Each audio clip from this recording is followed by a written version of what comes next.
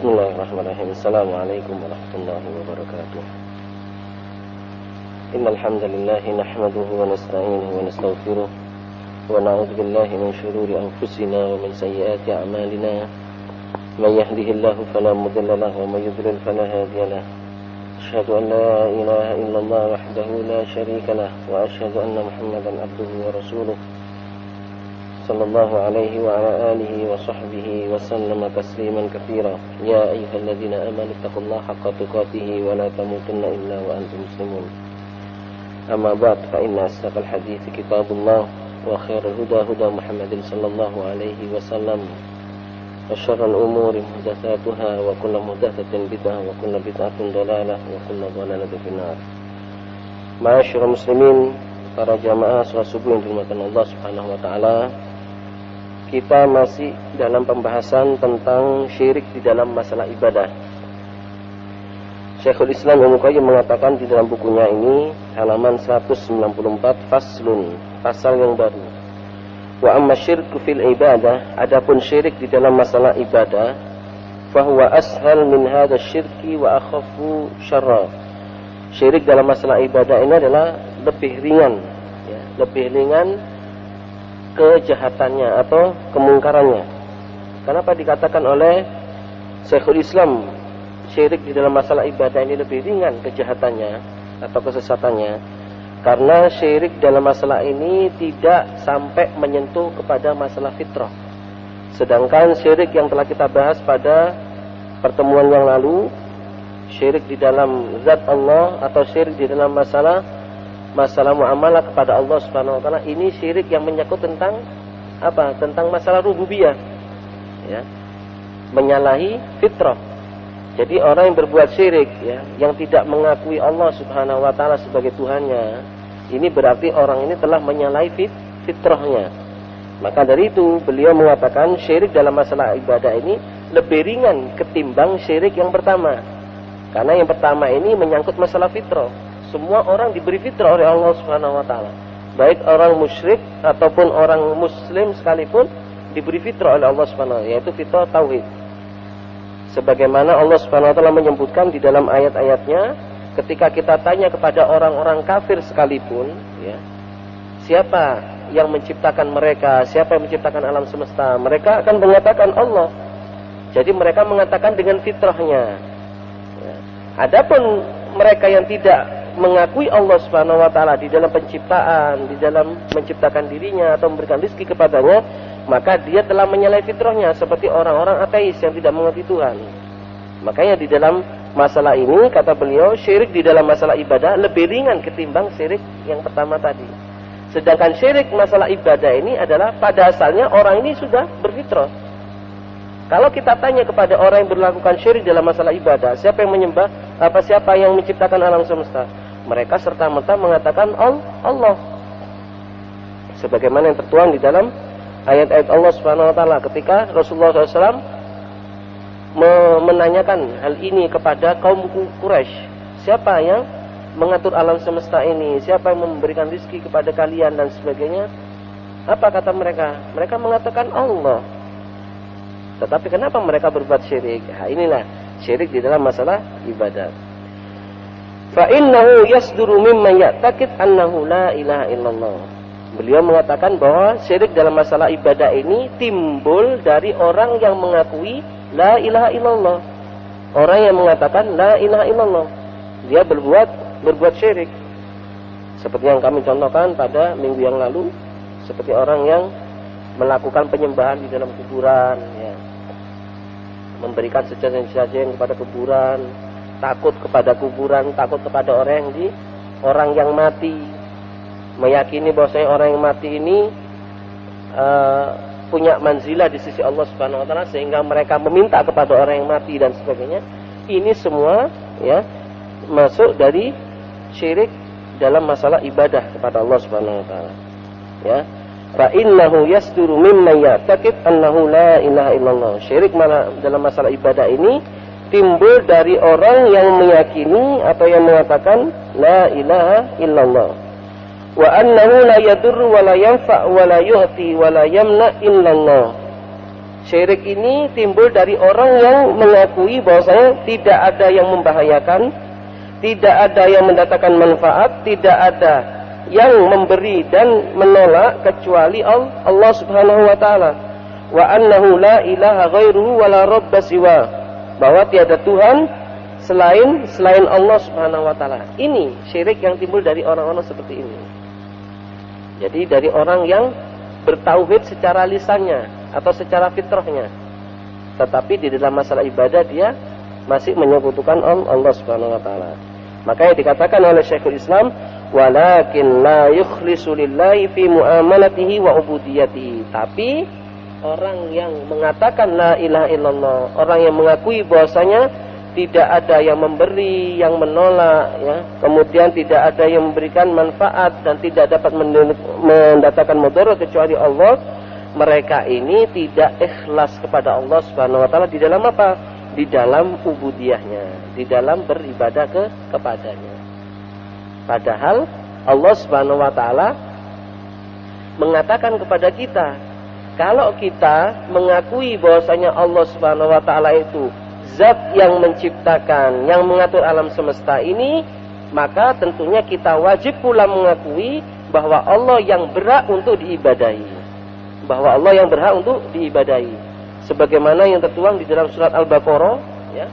Pada awal-awal surat Al-Baqarah, Allah Subhanahu wa taala menyuruh kepada orang-orang, kepada manusia. Ya ayyuhan nasu ubudu rabbakumul ladzi khalaqakum wal ladzina min qablikum la'allakum tattaqun.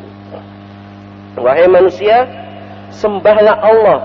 Nah, ini khitab kepada seluruh manusia. Sembahlah Allah, ya, yang telah menciptakanmu, alladzi khalaqakum walladzina min qablikum, dan telah menciptakan orang-orang sebelummu agar kalian bertakwa. Kemudian Allah Subhanahu wa taala menyebutkan, alladzi ja'ala lakumul arda firasyan. Dialah Allah yang telah menciptakan bumi ini sebagai hamparan. Ja'ala lakumul arda firasyan was samaa'a binaa'a. Dan Allah menjadikan langit ini sebagai penurun hujan. Wa anzala minas samaa'i maa'an fa akhraja bihi minas thamarati rizqan lakum. Dan diturunkan oleh Allah Subhanahu wa taala dari langit hujan sebagai rizki atas kalian. Fala taj'alu lillahi andadan. Ini Allah Subhanahu wa taala mengatakan, kemudian maka janganlah engkau berbuat syirik kepadaku kalau engkau mengakui hal ini semua. Artinya dengan pengakuan kita bahwasanya Allah Subhanahu wa taala itu zat yang maha kuasa, zat yang mengatur alam semesta, yang menghidupkan kita, mematikan kita, memberikan rizki kepada kita, maka sebagai konsekuensinya kita juga harus beribadah kepada Allah Subhanahu wa taala tanpa menyekutukan Allah. Harus mengikhlaskan peribadatan hanya kepada Allah. Walakin la yukhlisu lillahi fi muamalatihi wa ubudiyatihi. Akan tetapi orang yang mengakui la ilaha illallah, yang mengucapkan la ilaha illallah, yang mengakui bahwasanya Allah yang memberi, Allah yang menciptakan, Allah yang melarang, Allah yang memberikan manfaat, dan Allah yang mendatangkan mudarat ini, mereka tidaklah ikhlas kepada Allah di dalam beribadah kepadanya. Bal ya'mal li hifdzi nafsihi taratan wa talabud dunya taratan. Akan tetapi orang ini, ya, melakukan atau mengamalkan satu amalan li hifdzi nafsihi, untuk menjaga dirinya, taratan wa talabud dunya, dan untuk meraih dunia. Kadang-kadang wa talabur rif'a wal manzilah, kadang-kadang dia meminta atau mengharapkan ar-rif'ah, kedudukan dan kehormatan. Falillahi min amalihi wa sa'yihi nasib wa li nafsihi wa haddihi wa hawahu nasib.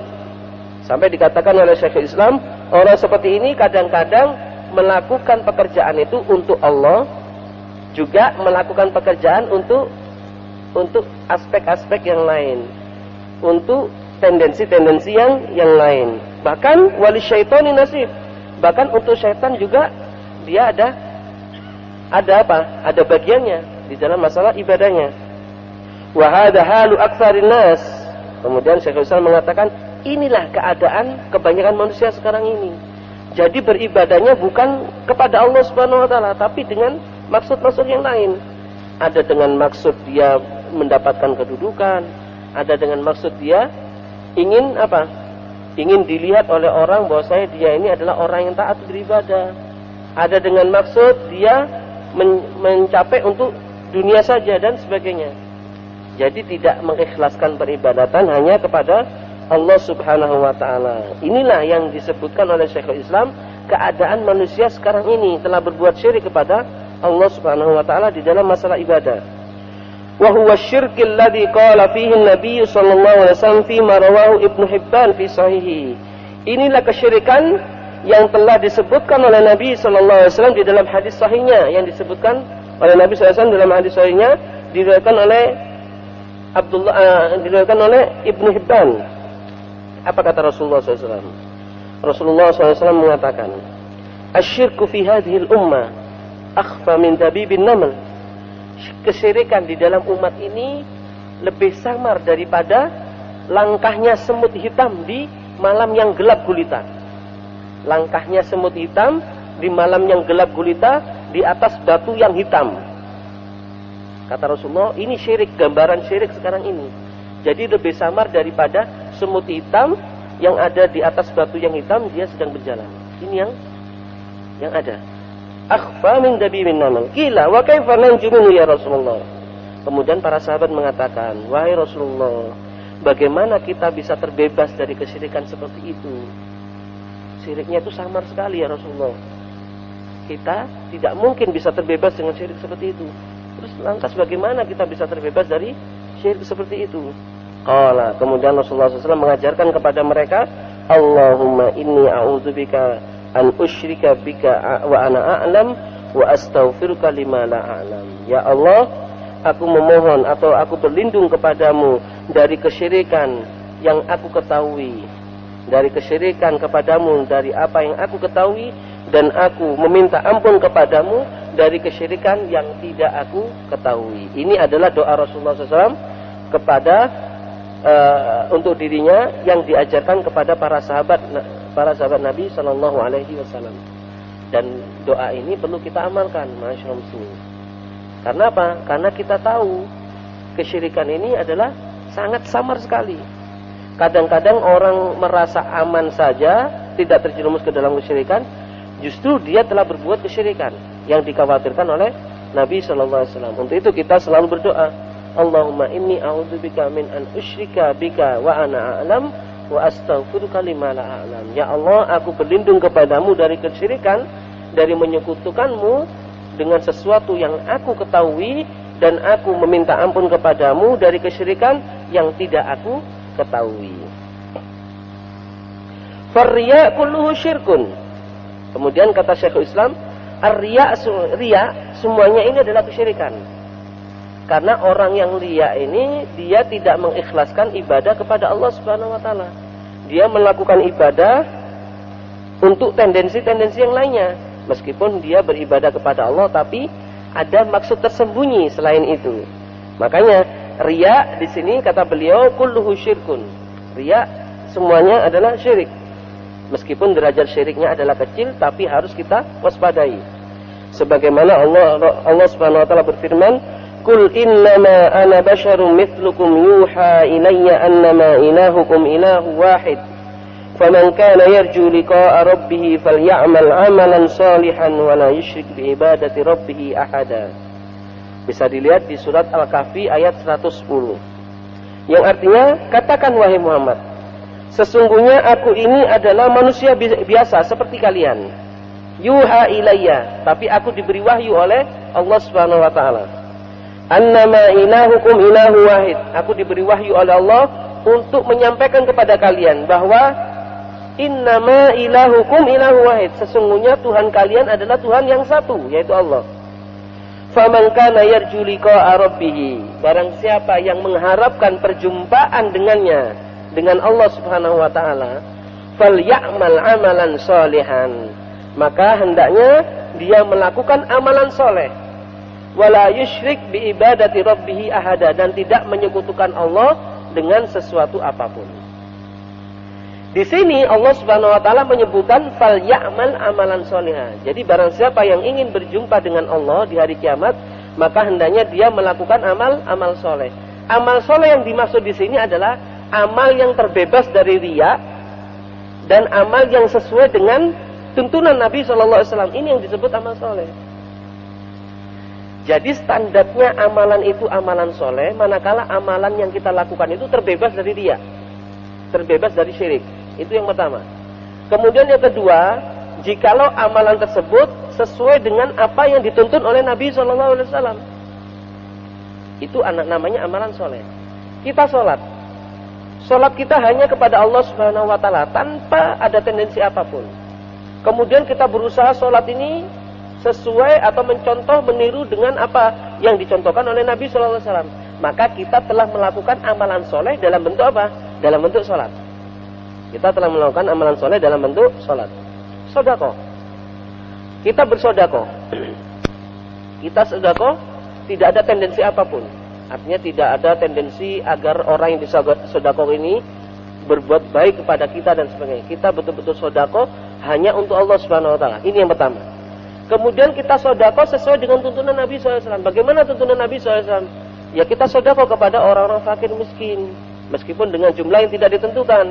Ya, dengan jumlah yang tidak ditentukan, kita sodako sesuai dengan tuntunan Nabi SAW. Maka kita telah melakukan amalan soleh dalam bentuk sodako.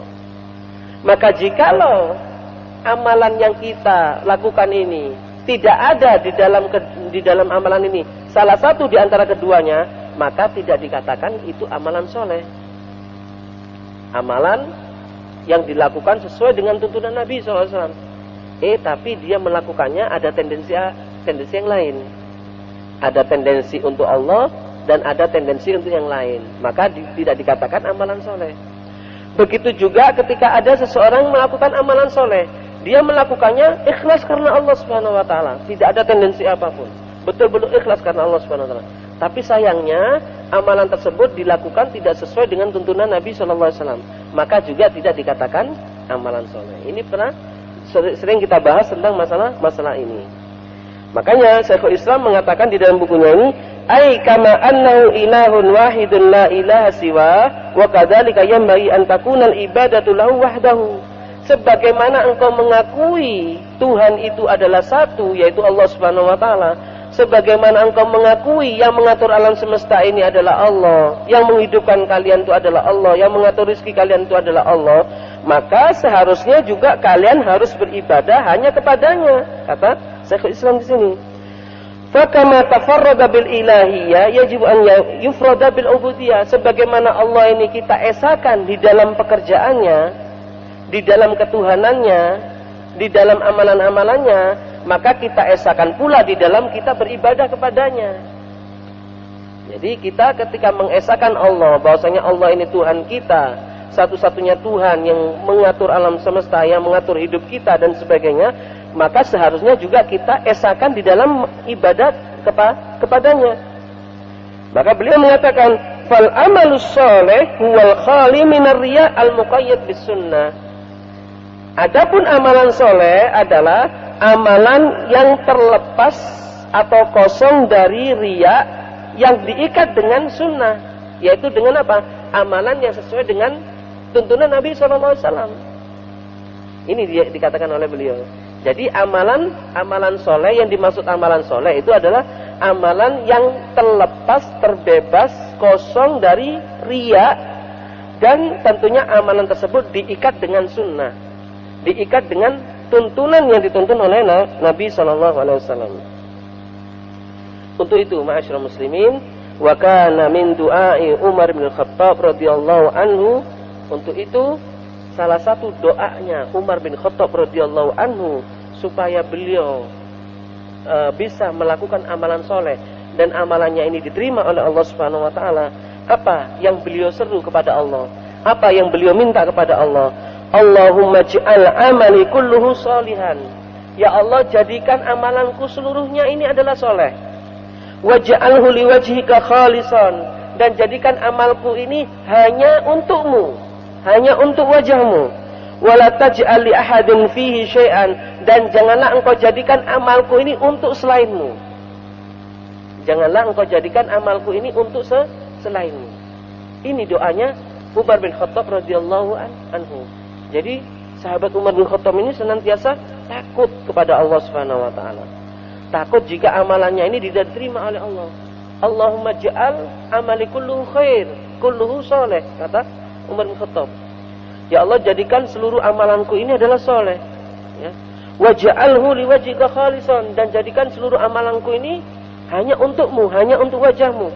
Wala taj'al li ahadin fihi syai'an, dan janganlah engkau jadikan amalanku ini untuk siapapun selainmu. Kemudian barulah Syekhul Islam Ibnu Qayyim menjelaskan hakikat syirik dalam masalah ibadah ini. Apa dampaknya? Apa dampak negatifnya dari syirik masalah ibadah ini? Beliau mengatakan, wa hadza syirku fil ibadati yubtilu thawabal amal. Syirik di dalam masalah ibadah ini dapat membatalkan pahala amalan. Jadi yang seharusnya amalan ini akan diberi pahala oleh Allah Subhanahu wa taala karena dia telah berbuat syirik di dalam masalah amalannya ini, maka Allah Subhanahu wa taala membatalkan pahala amalannya. Ya. Sebagaimana Allah Subhanahu wa taala menggugurkan amalannya ketika orang melakukan amalan tersebut dan di dalamnya terdapat syirik kepada Allah Subhanahu wa taala. Ya. Jadi syirik dalam masalah ibadah ini dapat membatalkan pahala amalan. Waqad yu'aqib alaihi atau waqad yu'aqabu alaihi idza kana al-amal wajiban. Kadang-kadang orang yang melakukan amalan ini akan diberi Diberi bencana oleh Allah atau disiksa oleh Allah Subhanahu wa taala kalau amalan yang dia lakukan ini adalah amalan dalam bentuk amalan wajib. Seperti amalan salat, ya, amalan salat, amalan kewajiban yang kita lakukan. Manakala kita melakukannya tidak karena Allah Subhanahu wa taala atau kita menduakan Allah Subhanahu wa taala di dalam amalan ini, kita melakukan salat untuk Allah dan untuk yang lainnya, maka kita akan diberi iqab oleh Allah, akan diberi hukuman oleh Allah Subhanahu wa taala. Fa innahu yanzil manzilata man lam ya'malhu. Orang yang melakukan amalan berbuat syirik kepada Allah Subhanahu wa taala dalam bentuk amalan yang wajib, maka seakan-akan dia ini tidak melakukan amalan itu. Kenapa? Karena pahala amalannya dihapus oleh Allah Subhanahu wa taala. Seakan-akan dia tidak melakukan amalan tersebut. Orang yang melakukan sholat, manakala sholatnya ini untuk tendensi yang lain, bukan untuk Allah Subhanahu wa taala, ataupun untuk Allah dan untuk tendensi yang lainnya, maka seakan-akan dia tidak melakukan sholat. Karena apa? Karena dia tidak memperoleh amalan dari sholatnya, tidak memperoleh pahala dari sholatnya. Seakan-akan dia tidak melakukan sholat. Kata Syekhul Islam di dalam bukunya seperti ini. Wa yu'aqab ala tarkil amr, dan dia diberi iqab atau diberi hukuman oleh Allah Subhanahu wa taala karena telah meninggalkan amr, telah meninggalkan perintah, yaitu perintah sholat. Fa inna Allah subhanahu innama amara bi ibadatihi khalisan, karena Allah Subhanahu wa taala memerintahkan kepada kita hanya untuk menyembah kepada Allah secara ikhlas, memurnikan peribadatan hanya untuk Allah Subhanahu wa taala. Sebagaimana firman Allah di dalam surat Al-Bayyinah ayat 5, "Wa ma umiru illa liya'budullaha mukhlishina lahud-din hunafa." Tidaklah mereka diperintahkan oleh Allah kecuali hanya untuk menyembah Allah secara ikhlas. Menyembah Allah secara ikhlas di dalam agamanya dan lurus. Jadi kita tidak diperintahkan oleh Allah untuk menyembah Allah kecuali dengan ikhlas karena Allah Subhanahu wa taala. Faman lam yukhlis lillahi fi ibadatihi wa lam yaf'al ma amarahu bihi balilladzi ata bi syai'in ghairil ma'mur bihi fala yasihu wa la yaqbal minhu aw la yuqbal minhu. Barang siapa yang tidak mengikhlaskan amalannya untuk Allah, tidak mengikhlaskan ibadahnya untuk Allah Subhanahu wa taala, dan tidak melakukan apa yang diperintahkan oleh Allah Subhanahu wa taala, bahkan dia melakukan apa yang tidak dikerjakan atau yang tidak diperintahkan oleh Allah Subhanahu wa taala, fala yasihhu wa la yaqbal minhu, maka amalannya itu tidak benar dan tidak diterima oleh Allah Subhanahu wa taala. Jadi simpel sebenarnya ma'asyiral muslimin. Ya, standar amalan kita ini simpel. Allah tidak menuntut kita dari amalan kita ini kecuali dua saja. Kalau kita sudah melaksanakan dengan kedua hal ini, maka Allah akan memberikan pahala dari amalan tersebut. Manakala amalan yang kita lakukan itu ikhlas karena Allah, manakala amalan yang kita lakukan itu sesuai dengan tuntunan. Itu saja yang dituntut oleh Allah Subhanahu wa taala. Barulah Allah akan memberikan pahala dari amalan itu. Maka kalau kita tidak mengerjakan amalan itu sesuai dengan harapan Allah Subhanahu wa taala dalam hal kedua-duanya atau salah satunya kita tidak melakukannya, maka amalan tersebut otomatis gugur. Amalan tersebut otomatis tidak sah. Amalan tersebut otomatis tidak diterima oleh Allah Subhanahu wa taala. Itu saja sebenarnya masyaallah muslimin. Ya, yang menjadikan seseorang ini kemudian dia akan mendapatkan pahala dari Allah Subhanahu wa taala dari buah ibadahnya. Dari buah ibadahnya. Manakala dia beribadah kepada Allah ikhlas karenanya, dan manakala dia menyembah Allah Subhanahu wa taala sesuai dengan tuntunan yang dituntun oleh Nabi sallallahu alaihi wasallam. Allah Subhanahu wa taala berfirman dalam hadis kursi, "Ana syuraka anisyirki." Aku, kata Allah Subhanahu wa taala, tidak membutuhkan sekutu-sekutu dalam peribadatan kepadaku. Allah mengatakan, aku tidak membutuhkan sekutu-sekutu dari beribadah kepadaku. Kemudian Allah mengatakan, "Faman amila amalan," maka barang siapa yang melakukan amalan, asyraka fihi ma'iya ghairi, dia telah melakukan amalan yang menyekutukan aku di dalam amalan tersebut, fahuwa lilladzi asyrak, maka amalan tersebut untuk orang yang disekutukan dengan Allah Subhanahu wa taala, wa ana minhu bari, dan Allah berlepas diri dari amalan orang ini. Lihat ma'asyar muslimin, janji Allah di dalam hadis kursinya. Allah tidak membutuhkan sekutu-sekutu di dalam masalah ibadah.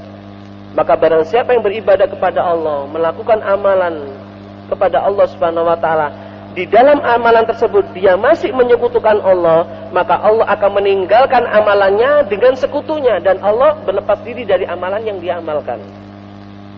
Artinya apa? Kalau Allah sudah berlepas diri di dalam amalannya ini, maka Allah tidak menganggap itu amalan, sebagaimana orang tersebut tidak melakukan amalan tersebut. Ya, jadi seakan-akan orang ini sudah tidak melakukan amalan-amalan apapun, karena amalannya ini diberikan oleh Allah Subhanahu wa taala kepada dia dan kepada orang-orang yang disekutukan dengan Allah Subhanahu wa taala. Allah berlepas diri dari amalannya. Allah tidak menganggap amalan orang-orang ini. Maka ma'asyiral muslimin rahimani wa rahimakumullah, agar amalan kita ini berbuah manis di hadapan Allah, berbuah manis untuk kita, dapat kita petik hasilnya di akhirat kelak, maka marilah kita beribadah kepada Allah, kita melakukan amalan-amalan soleh ya kepada Allah Subhanahu wa taala dengan ikhlas kepada Allah Subhanahu wa taala dan dengan sesuai dengan tuntunan Nabi sallallahu alaihi wasallam. Ini yang dianjurkan, yang diperintahkan oleh Allah Subhanahu wa taala kepada kita. Wa hadza syirku yanqasimu ila akbar wa asghar. Kesyirikan dalam masalah ibadah, kata beliau Syekhul Islam, terbagi menjadi dua. Ada syirik akbar, ada syirik asghar. Ada syirik besar, paling besar, ada syirik paling kecil dalam masalah ibadah. Wa maghfur wa ghairu maghfur. Tentunya syirik dalam masalah ibadah ini ada syirik yang diampuni oleh Allah, ada syirik yang tidak diampuni oleh Allah Subhanahu wa taala. Dari kata akbar dan asghar, maka yang akbar ini tentunya yang tidak diampuni oleh Allah, yang masuk dalam firman Allah, innallaha la yaghfiru ayyushraka bihi. Allah tidak mengampuni dosa orang yang berbuat syirik. Ada syirik dalam masalah ibadah yang diampuni oleh Allah Subhanahu wa taala. Kata beliau, wan nau'ul awwal yanqasimu ila kabir wa akbar. Sedangkan syirik akbar sendiri itu terbagi menjadi dua. Ada syirik yang besar, ada syirik yang lebih besar. Ada syirik yang besar, ada syirik yang lebih besar. Walaysa syai'un minhu maghfur. Kedua-duanya ini tidak mendapatkan pengampunan dari Allah. Syirik akbar dengan bagian-bagiannya, kedua-duanya tidak mendapatkan ampunan dari Allah. Baik itu syirik yang besar ataupun syirik yang lebih besar, tidak akan mendapatkan pengampunan dari Allah Subhanahu wa taala. Fa minhu syirki billahi fil mahabbah. Kemudian Syekhul Islam mencontohkan. Nah, ini Ibnu Qayyim mencontohkan di dalam bukunya ini apa yang menjadi syirik besar dan syirik paling besar. Di antara syirik-syirik yang besar kepada Allah adalah asyirku billah fil mahabbah, yaitu menyekutukan Allah di dalam mencintai Allah. Nah, Menyekutukan Allah di dalam mencintai Allah, wa ta'zim, dan di dalam mengagungkan Allah. Ini termasuk di syirik besar. Ketika ada seseorang mencintai selain Allah sampai cintanya itu luar biasa, sampai menduakan cintanya kepada Allah, maka dia telah terjatuh kepada syirik besar.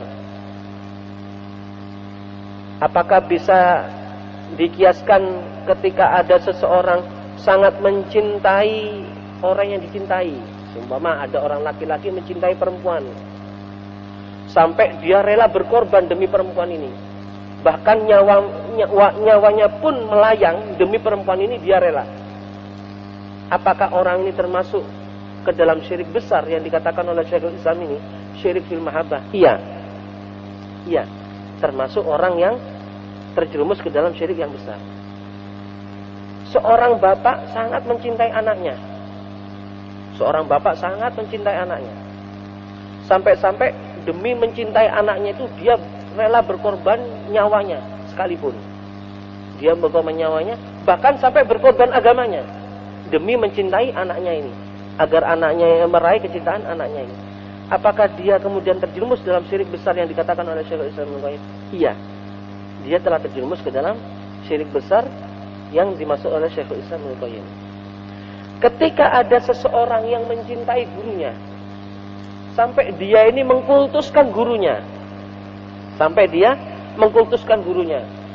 sehingga apa yang dikatakan oleh gurunya dia turuti, apa yang dilakukan oleh gurunya dia turuti karena kecintaannya, meskipun perkataan, meskipun perlakuannya itu jelas-jelas menyimpang dari syariat, dia turuti. Apakah dia terjerumus ke dalam syirik ini? Iya, dia telah terjerumus ke dalam syirik mahabbah wa ta'zim yang dimaksud oleh Syekhul Islam Ibnu Qayyim. Syekhul Islam Ibnu Qayyim mengatakan bi ayyuhibba makhluqan kama yuhibballah. Orang yang melakukan syirik di dalam masalah kecintaan kepada makhluk, ya, syirik di dalam masalah ta'zim kepada makhluk, dia ini telah mencintai makhluknya telah mencintai makhluk sebagaimana dia mencintai Allah Subhanahu wa taala. Sebagaimana dia mencintai Allah Subhanahu wa taala. Sebagaimana Allah Subhanahu wa taala berfirman di dalam ayatnya, "Wa minan nasi may yattakhidhu min dunillahi andadan yuhibbunahum ka hubbillah." Di antara manusia ada yang menjadikan yattakhidhu min dunillah, ada yang menjadikan selain Allah Subhanahu wa taala andad, yaitu sekutu-sekutu. Yuhibbunahum ka hubbillah. Mereka mencintai sekutunya ini sebagaimana mereka mencintai Allah Subhanahu wa taala. Jadi mereka telah menduakan Allah di dalam apa? Di dalam kecintaannya kepada Allah. Telah menduakan Allah di dalam mentakzim atau membesarkan Allah Subhanahu wa taala. Maka dia telah terjerumus ke dalam syirik yang besar ini. Insyaallah perincian masalah syirik yang besar ini kita akan membahasnya pada pertemuan yang akan datang. Sebelum kami akhiri, mungkin ada pertanyaan? Ya, silakan.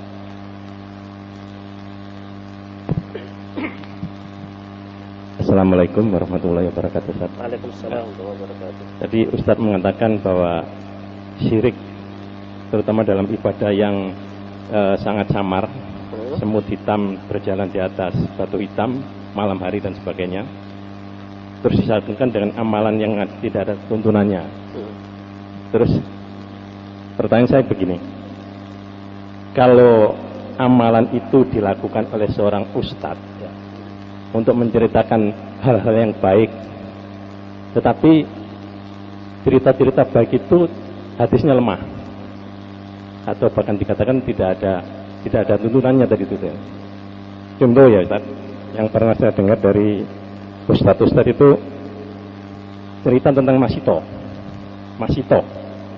tukang sihir anaknya itu kan. Yang kedua Salabah, ya, yang ketiga adalah sengatan kalajengking Abu Bakar, bahkan laba-laba dan merpati dan sebagainya. Itu ada ustadz yang berpendapat itu hadisnya lemah dan itu tidak benar.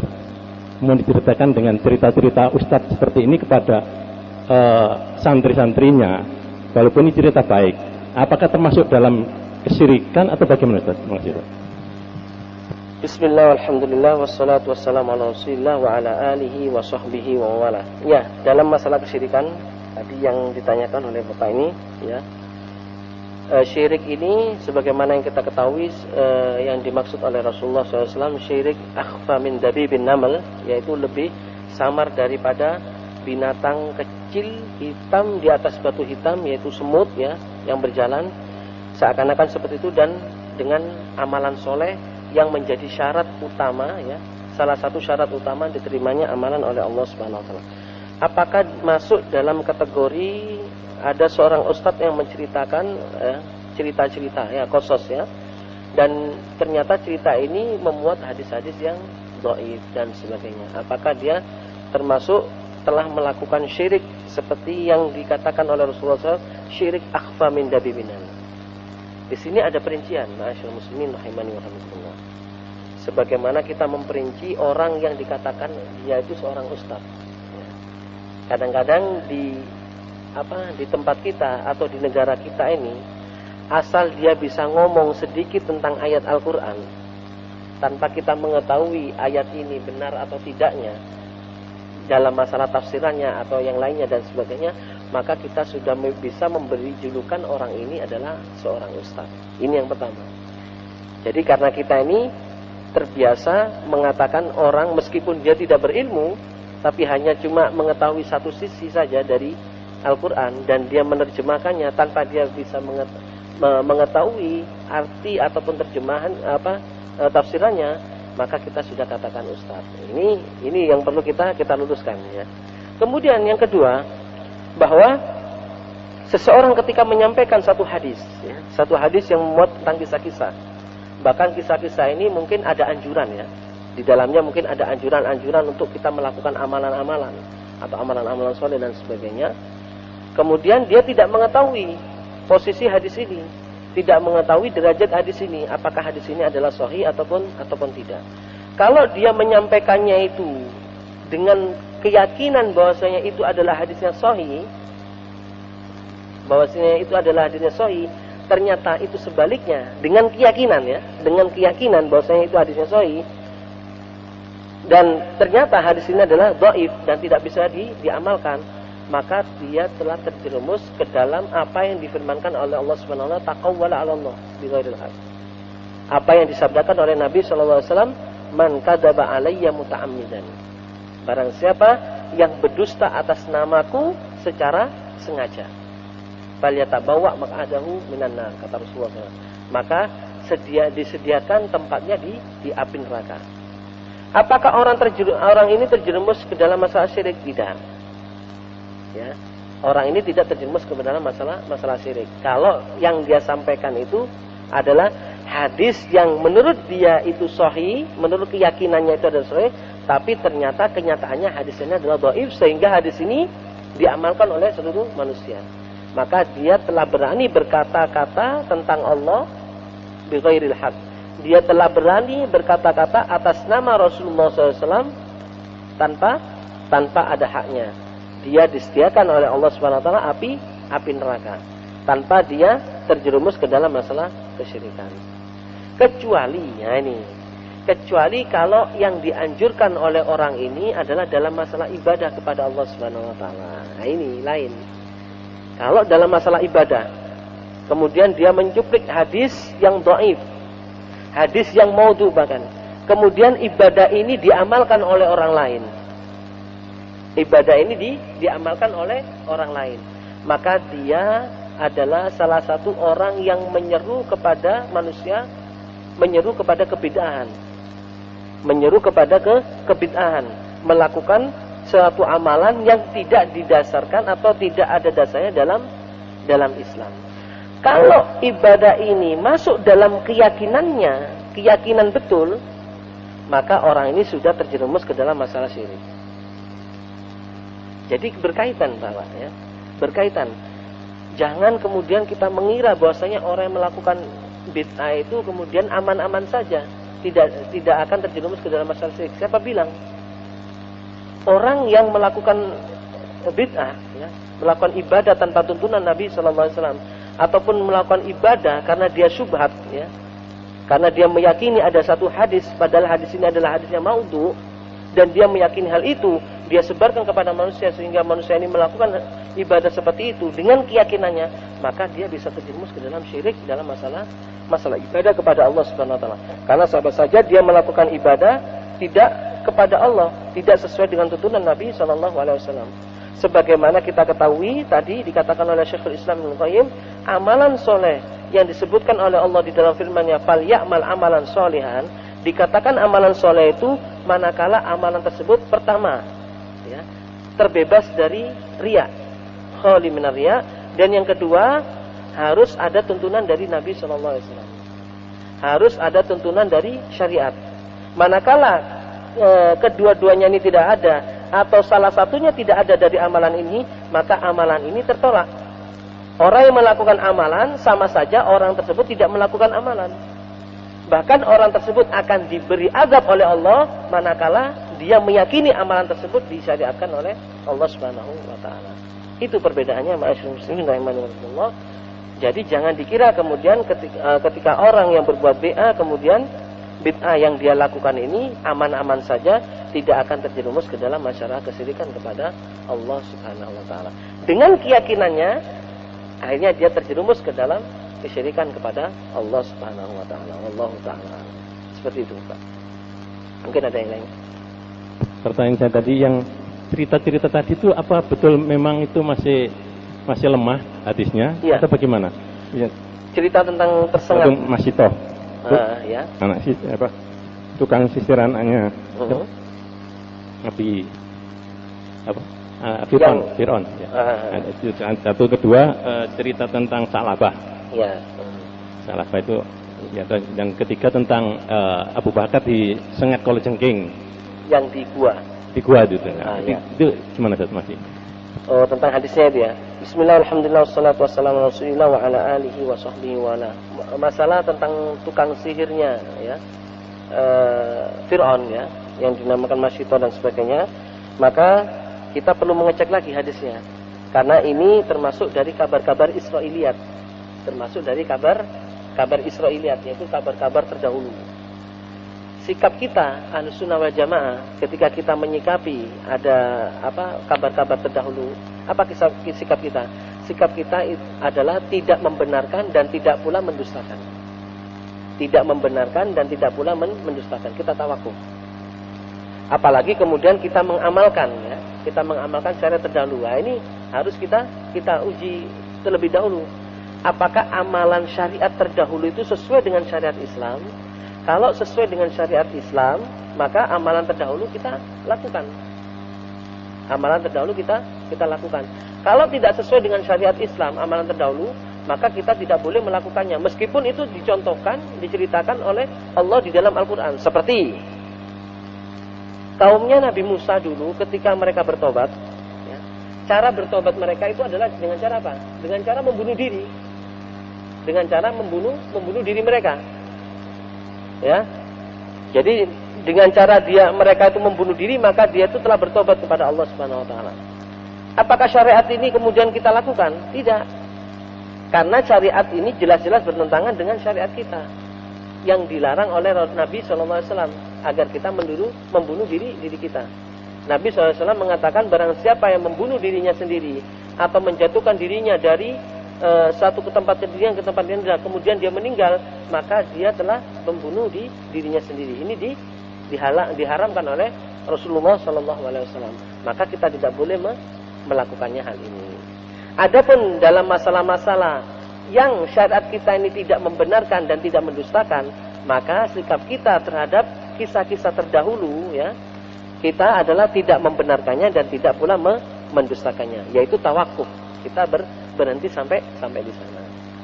Adapun kisah tentang masalah Abu Bakar As-Siddiq radhiyallahu anhu, manakala beliau berada di gua ya, di Gua Thaur bersama Rasulullah SAW dalam pelariannya menuju ke Madinah. Kemudian beliau itu disengat kalajengking. Memang hadis ini banyak mutakallam fi, banyak diperbincangan oleh para ulama. Ada di antara mereka yang mendhaifkan, ada di antara mereka yang mensahihkan. Salah satunya adalah Ibnu Hibban rahimahullah mensahihkan hadis ini. Dan ulama-ulama sirah nabawiyah itu seringkali mensahihkan hadis ini. Seringkali mensahihkan hadis ini. Syekh Albani rahimahullah di dalam bukunya Sirah Nabawiyah juga tidak menyebutkan hadis ini. Artinya apa? Hadis ini termasuk dalam kategori hadis yang dhaif, ya. Dhaif di dalam sanadnya. Ada salah seorang di dalam sanadnya ini dhaif, ya, lemah. Jadi tidak dapat dijadikan hujjah. Meskipun ini adalah hanya sekedar cerita biasa. Bagaimana kita menyikapinya terus? Apakah kita kemudian kita ceritakan kepada masyarakat yang lainnya dan sebagainya? Memang, ma'asyiral muslimin, di antara ulama ada yang memberikan keringanan kepada kita di dalam sikap bagaimana kita menyikapi hadis dhaif. Di antara mereka ada yang memberikan keringanan, hadis dhaif ini boleh kita sebutkan dalam fadhailul amal. Dalam fadhailul amal, yaitu dalam mengupas masalah-masalah keutamaan amal saja. Tetapi menurut pendapat kami bahwa kita tidak memperbolehkan untuk mengupas hadis dhaif. Karena bagaimanapun itu hadisnya, manakala hadis itu adalah dhaif, hadis tersebut tidak dapat dijadikan landasan atau tidak dapat dijadikan hujjah. Apalagi dalam ketika hadis tersebut memuat kisah-kisah dan di dalamnya juga memuat tentang masalah ibadah. Ini akan kita jauhi dari hadis ini sejauh-jauhnya. Kita tidak mengamalkan hadis-hadis dhaif. Wallahu taala a'lam. Kemudian kisah yang satunya apa? Kisah Salabah, ya. Kisah Salabah, wallahu taala alam, ini juga kami tidak mengetahui derajat hadis ini. Insyaallah pertemuan yang akan datang kami akan mengusahakan akan mencari periwayatannya atau derajat hadis ini secara detail. Wallahu taala alam. Kemudian ada yang lainnya sebelum kami tutup. Ini sebenarnya ada pertanyaan, ya. Ada pertanyaan masuk di dalam SMS kami. Insyaallah pertemuan yang akan datang saja kami akan jawab pertanyaan ini karena pertanyaannya cukup panjang. Ya, mudah-mudahan Allah Subhanahu wa taala memberikan kita taufik dan hidayahnya agar kita senantiasa lurus di jalan Allah Subhanahu wa taala, diberi ilmu pengetahuan oleh Allah, ilmu agama, dan dengan ilmu ini kita mengamalkan untuk Allah Subhanahu wa taala sehingga kita mendapatkan pahala dari Allah Subhanahu wa taala. Kita berdoa kepada Allah agar ilmu yang kita dapatkan pada pagi hari ini bermanfaat dan dapat kita amalkan dalam kehidupan kita sehari-hari. Hamdan yafi ni'amahu wa yakafi mazidah, ya rabbana lakal hamdu kama yanbaghi li jalali wajhil karim wa 'azimi sultanik. Allahumma shalli ala Muhammad wa ala ali Muhammad. Allahumma inna nas'aluka salamatan fid din wa afiyatan fil jasad wa ziyadatan fil ilmi wa barakatan fil rizqi wa taubatan qabla al-maut wa rahmatan inda al-maut wa maghfiratan ba'da al-maut. Allahumma hawwin 'alaina fi sakaratil maut wan najata minan nar wal afalin dari hisab. Rabbana la tuzigh qulubana ba'da idh hadaytana wa hab lana min ladunka rahmah innaka antal wahhab. Allahumma arinal haqqa haqqan warzuqna ittiba'ahu wa arinal batila batilan warzuqna ijtinabah. Allahumma ahsin akibatana fil umur kulliha wa ajirna min khizyi dunya wa adabil akhirah. Allahumma aslih lana dinana alladhi wa ismata amrina wa aslih lana dunyana allati fiha ma'ashuna wa aslih lana akhiratana allati ilaiha ma'aduna waj'alil hayata ziyadatan lana fi kulli khair waj'alil mauta rahatan lana min kulli syarr. Allahumma inna na'udzubika min an unshika bika syai'an na'lamuhu wa nastaghfiruka lima la na'lamuhu. Allahumma inna nas'aluka al-huda wa tuqa wal afafa wal ghina. Allahumma faqihna fid din wa 'allimna ta'wil. Allahumma habib ilaina al-iman wa zayyinhu fi qulubina wa karrih ilaina al-kufra wal fusuq wal isyan waj'alna minal rasyidin. Rabbana atina fid dunya hasanah wa fil akhirati hasanah wa qina adzabannar. Wa sallallahu wa sallama wa baraka ala nabiyyina Muhammad wa ala alihi wa sahbihi wa sallam. Subhana rabbika rabbil izzati amma yasifun wa salamun alal mursalin walhamdulillahi rabbil alamin. Wa akhiru da'wana alhamdulillahi rabbil alamin. Wa sallallahu ala nabiyyina Muhammadin wa ala alihi wa sahbihi ajma'in. Subhanakallahumma wa bihamdika asyhadu an la ilaha illa anta astaghfiruka wa atubu ilaik. Assalamualaikum warahmatullahi wabarakatuh.